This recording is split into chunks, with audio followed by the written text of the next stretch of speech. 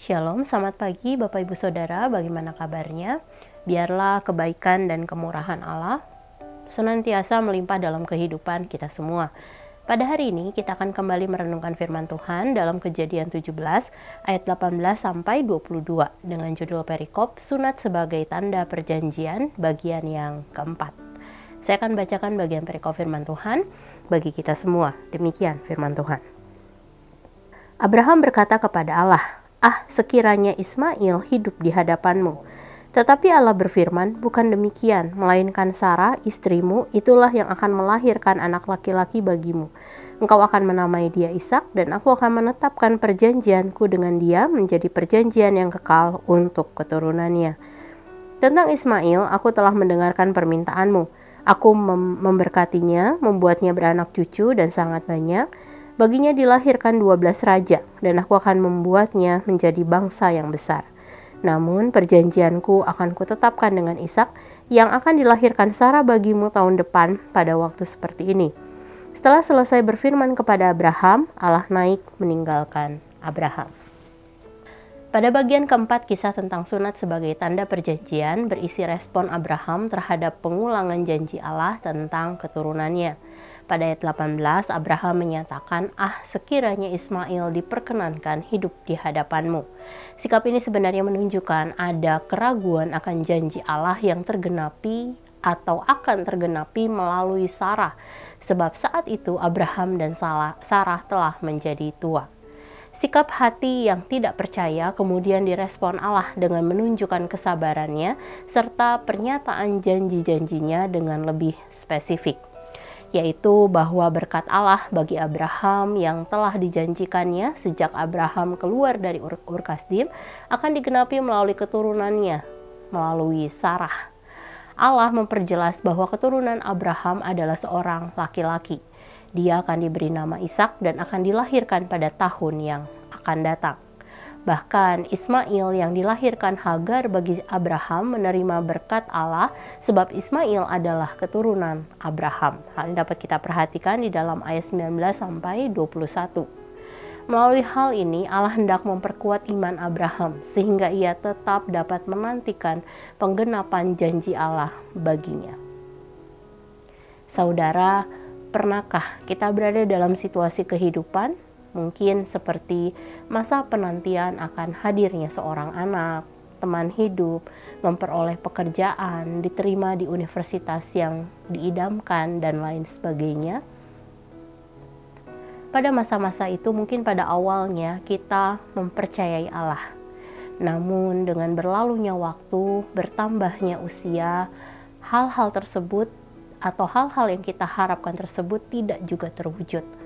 Maka mungkin saja kemudian iman kita menjadi semakin melemah sehingga kita menjadi ragu kepada Allah. Keraguan tersebut tidak hanya menguasai hati kita, tetapi juga pikiran bahkan tindakan kita. Kita menjadi malas ke gereja, kita malas berdoa, kita malas melayani, bahkan mungkin kita mengabaikan waktu-waktu untuk kita bersaat teduh bersama-sama dengan Allah. Sehingga tanpa kita sadari, kita semakin menjauh dari Allah.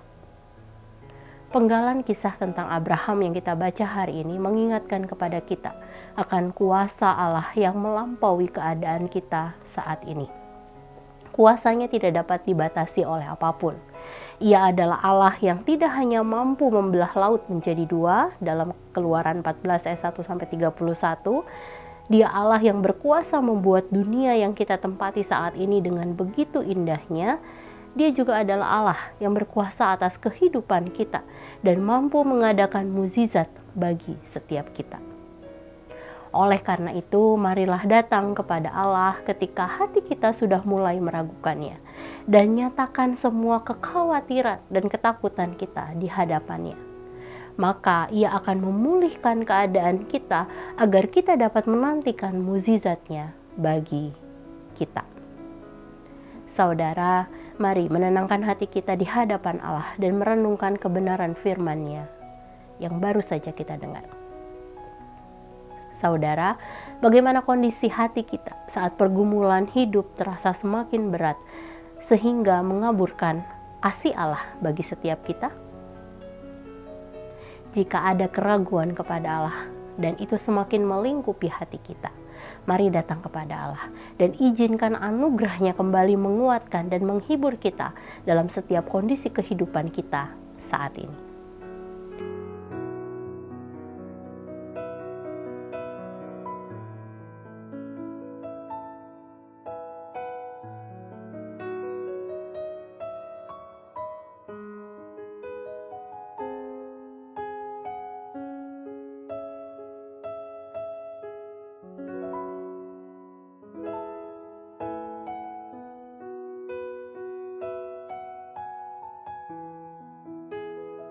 Demikian firman Tuhan hari ini. Mari kita berdoa. Tuhan, terima kasih. Pagi hari ini satu hari Allah tambahkan dalam kehidupan kami.